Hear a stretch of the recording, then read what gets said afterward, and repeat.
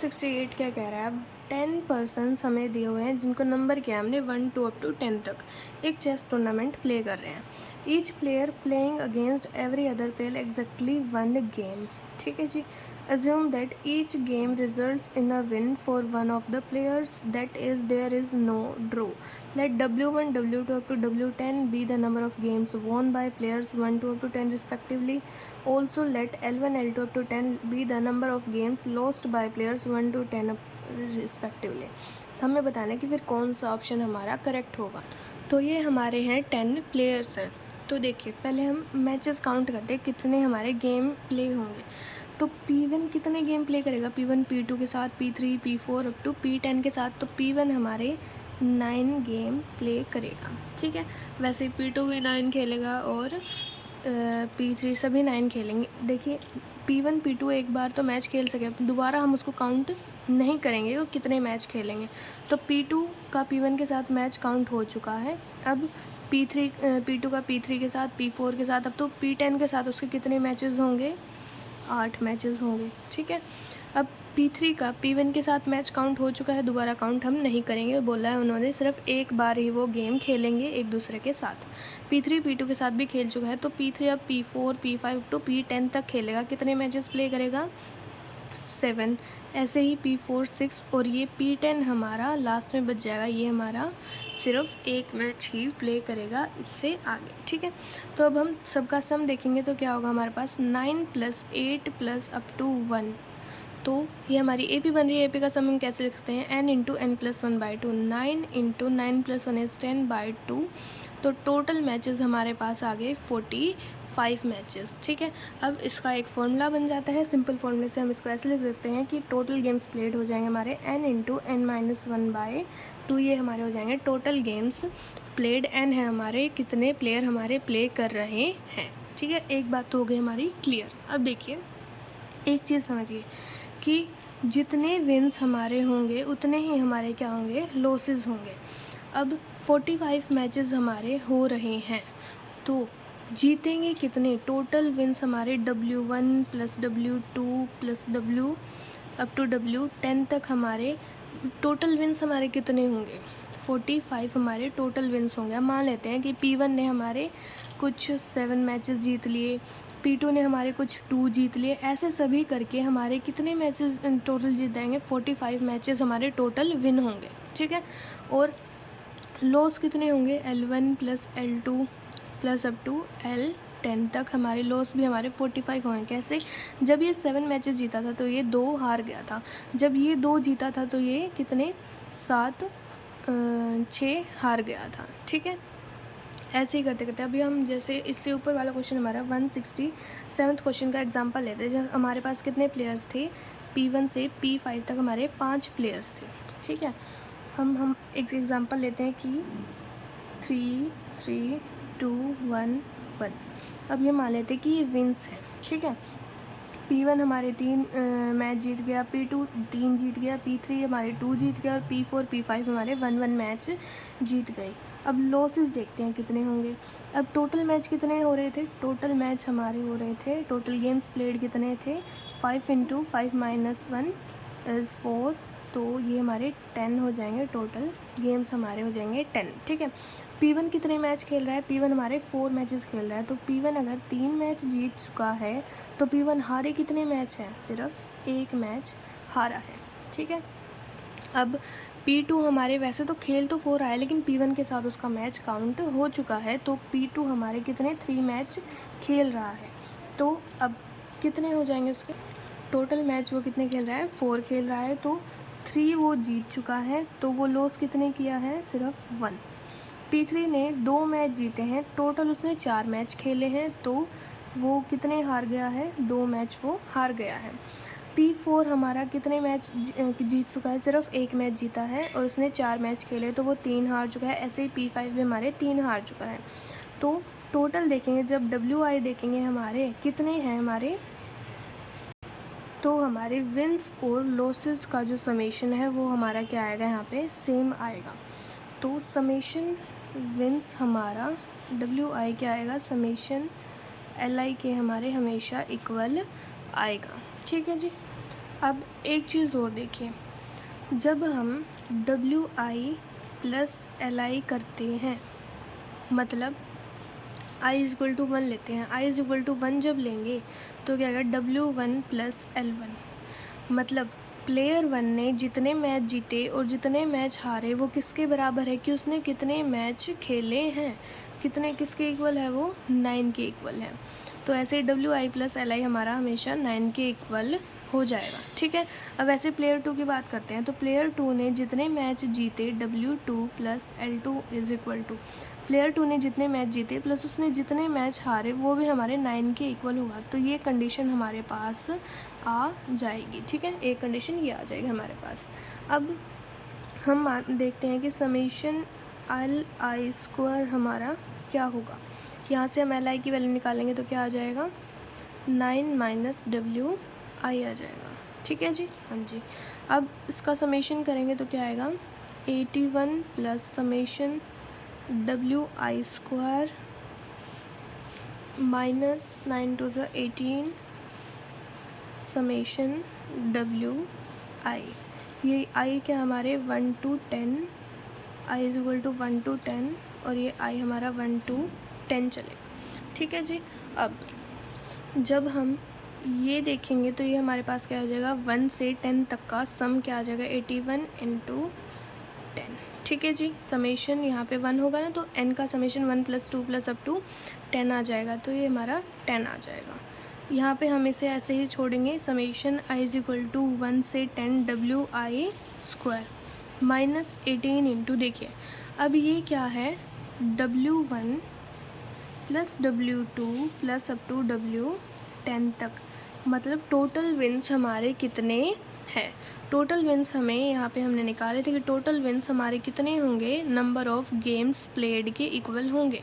तो number of games played कितने हमारे 45, तो ये आ जाएगा हमारा 810, ये भी हमारा 810 आ जाएगा, प्लस हमारा आएगा summation I is equal to 1 से 10 WI स्क्वायर, तो ये कैंसिल हो जाएगा, तो ये हमारा किसके बराबर आ जाएगा, summation I is equal to 1 to 10 LI square, मतलब सी ऑप्शन हमारा क्या हो जाएगा, करेक्ट हो जाएगा। एक सिंपल तरीके से देख सकते हैं कि हमेशा हमारे क्या आएंगे, विंस का समेशन हमारे लॉसेस का समेशन के बराबर आएगा, तो हमारा सभी उनका स्क्वायर भी हमारा क्या आएगा, बराबर आएगा। सिंपली ऐसे भी देख सकते थे और वैसे ही डिराइव करके देखना है तो आपको आप ऐसे देख सकते थे। क्वेश्चन 169 क्या कह रहा है, a game consisting of 10 rounds is played among 3 players A, B and C as follows. 2 players play in each round and the loser is replaced by the third player in the next round. If the only rounds when A plays against B are the first, fourth and 10th round, the number of games won by C. देखिए 10 rounds हैं, एक game खेल रहे हैं A, B, C और 3 player हमारा वो game खेल रहे हैं। 10 राउंड्स हमारे हो रहे हैं और जब एक प्लेयर हमारा हार रहा है तो हम उसको तीसरे प्लेयर से रिप्लेस कर रहे हैं, और A और B के बीच में हमारा जो राउंड है वो फर्स्ट, फोर्थ और 10th राउंड में वो दोनों एक दूसरे के ऑपोजिट खेल रहे हैं। तो हमें बताना है कि C हमारे कितने गेम्स वॉन करेगा। तो ये हमारे पास ऐसा कुछ दिया हुआ है कि हमारे क्या है, A, B, C 3 प्लेयर्स हैं, A और B हमारे फर्स्ट, फोर्थ और 10th राउंड में हमारे एक दूसरे के ऑपोजिट मैच खेल रहे हैं। तो फर्स्ट राउंड में क्या है, हमारा A और B मैच खेल रहे हैं, तो A और B हमारे मैच खेल रहे हैं फर्स्ट राउंड में, ठीक है जी। तो बच्चे क्या होगा कि A और B में से कोई ना एक विन और लॉस तो करेगा। मान लेते हैं कि A हमारा क्या कर रहा है, विन कर रहा है और B हमारा क्या कर रहा है, लॉस कर रहा है, ठीक है। तो जब B लॉस कर गया तो B को हम किससे, थर्ड प्लेयर से रिप्लेस करेंगे, ये हमें बोला है क्वेश्चन में। तो अब मैच होगा हमारा, सेकंड राउंड होगा A और C के बीच में। अब हम A को यहाँ पर विन नहीं करा सकते और C को लॉस नहीं करा सकते, क्योंकि अगर हमने A को विन करा दिया और C को लॉस करा दिया तो C की जगह हमारा थर्ड राउंड में B बैठ जाएगा, जो कि हमें बोला है कि पॉसिबल नहीं है। A और B एक दूसरे के ऑपोजिट सिर्फ फर्स्ट, फोर्थ और 10th राउंड में ही खेलेंगे। तो यहाँ पे हमें A को लॉस कराना पड़ेगा और C को हमें विन कराना पड़ेगा। A लॉस कर गया तो A की जगह बैठेगा यहाँ पर B, ठीक है जी, हाँ जी। और अब क्या करेंगे, फोर्थ राउंड में हमें दिखाना है कि A और B दोनों मैच खेल रहे हैं, तो B को हमें यहाँ पे वॉन करेंगे और C को हम यहाँ पे लॉस कराएंगे, ताकि C की जगह हमारा A आके बैठ जाए अब 4th राउंड में, ठीक है जी। अब फिर से वही बात, इनमें से किसी को विन लॉस करा दो, कोई दिक्कत वाली बात नहीं है। फिर मान लेते हैं ए को लॉस करा दिया, बी को विन करा दिया। ए की जगह अब सी आके बैठेगा 5th राउंड में। सी और बी के बीच में मैच होगा। अब सी और बी के बीच में मैच होगा तो हम सी को लॉस फिर से नहीं करा सकते, क्योंकि फिर सी की जगह हमारा ए आके बैठ जाएगा, तो सी को हम क्या कराएंगे, विन कराएंगे। बी को लॉस कराएंगे तो बी की जगह अब क्या आएगा, ए आ जाएगा। फिर से सी को वॉन कराएंगे, ए को लॉस कराएंगे तो ए की जगह क्या आ जाएगा, बी आ जाएगा। फिर से सी को वॉन कराएंगे और बी को लॉस कराएंगे तो क्या आ जाएगा, सी और ए आ जाएगा। सी को वॉन कराएंगे, बी को लॉस कर ए को लॉस कराएंगे, क्या आ जाएगा, सी और बी आ जाएगा। अब क्या बोला है कि 10th राउंड में फिर से ए और बी हमें एक दूसरे के साथ मैच खेलते हुए दिख रहे हैं। तो यहाँ पे क्या आएगा, ए और बी मैच खेलेंगे, मतलब यहाँ पे हमें सी को लॉस कराना पड़ेगा और बी को क्या कराने का, विन कराएंगे, तभी सी की जगह हमारा ए आकर बैठेगा। हमसे पूछा है कि टोटल गेम्स हमारा सी कितने जीतेगा, तो वो है हमारा 1 2 3 4 5, मतलब 5 गेम्स हमारा सी क्या करेगा, वॉन करेगा। अब वही आप अगर चाहते हैं कि हम ए को यहाँ पर लॉस कराएं, बी को यहाँ पर विन कराएं, चाहे आप कितने भी कंडीशन ले लें, यहाँ पर ए को विन कराएं, बी को लॉस कराएं, हमारा सभी केसेस में सी हमारा सिर्फ 5 गेम्स ही जीतेगा। क्वेश्चन 170 क्या कह रहा है, n cross n chessboard is a square of side n units which has been subdivided into n square unit squares by equally spaced straight lines parallel to the sides. The total number of squares of all sizes on an n cross n chessboard is। अब ये क्या हमारा एक n cross n का chess board है, ठीक है, और ये स्क्वायर है, और ये हमारी कितनी यूनिट्स, इसकी लेंथ कितनी है, n यूनिट्स हमारी लेंथ है, ठीक है जी।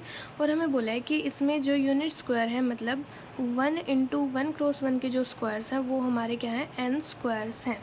देखिए 1 क्रॉस 1 का ये स्क्वायर हो गया, ये ऐसे करते करते हमारे पूरे n क्रॉस n में सिर्फ n स्क्वायर हैं ऐसे, जो 1 क्रॉस 1 के हैं।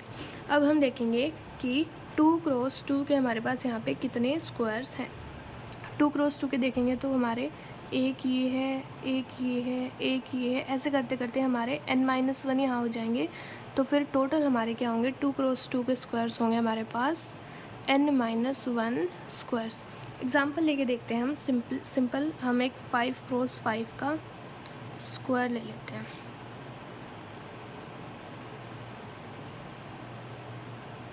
ठीक है जी, 1 क्रॉस 1 के कितने स्क्वायर होंगे, 1 2 3 4 5 6 7 8 9 10, मतलब 5 इंटू 5, 1 क्रॉस 1 के हमारे पास आ गए 25 स्क्वायर्स आ गए, ठीक है।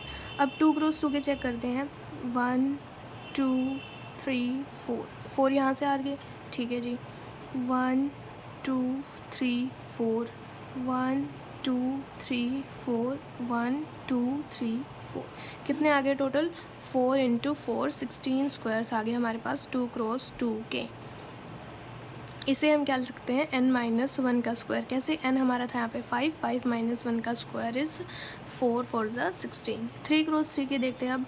3 क्रॉस 3 का एक तो ये हो गया 2, ये हो गए 3, अब ये 4, ये वाला 5, ये वाला 6, ये वाला 7, ये वाला 8 और ये वाला 9। 3 क्रॉस 3 के हमारे पास कितने स्क्वायर्स होंगे, 9, मतलब n-2 का स्क्वायर। तो ऐसे ही यहाँ पर हमारे होंगे 3 क्रॉस 3 के स्क्वायर्स होंगे हमारे पास n-2 स्क्वायर्स, ठीक है जी। ऐसे ही n क्रॉस n के कितने स्क्वायर्स होंगे, n-n का स्क्वायर, सॉरी यहाँ पे होंगे हमारे पास n क्रॉस n के कितने स्क्वायर होंगे, 1 स्क्वायर होगा, क्योंकि n क्रॉस n का हमारे पास सबसे बड़ा स्क्वायर ये पूरा एक स्क्वायर है, तो ये कितना है, 1 है। और n-1 के हमारे पास कितने स्क्वायर्स बनेंगे, 2 स्क्वायर्स बनेंगे। n-1 का एक तो ये स्क्वायर हो जाएगा हमारे पास, और एक ये वाला स्क्वायर हो जाएगा, एक ये स्क्वायर हो जाएगा और एक ये स्क्वायर हो जाएगा, मतलब टोटल हमारे पास 4 स्क्वायर बन जाएंगे, जिनकी साइड्स हमारी n-1 यूनिट्स और n-1 यूनिट्स है। तो टोटल स्क्वायर्स हमारे कितने होंगे, 1 square plus 2 square plus up to n square, which is option B. बाकी इसको हम समेशन में ऐसे भी लिख सकते हैं, r is equal to 1 to up to n r square, तो इसकी वैल्यू होगी हमारी n into n plus 1 into 2n plus 1 by 6।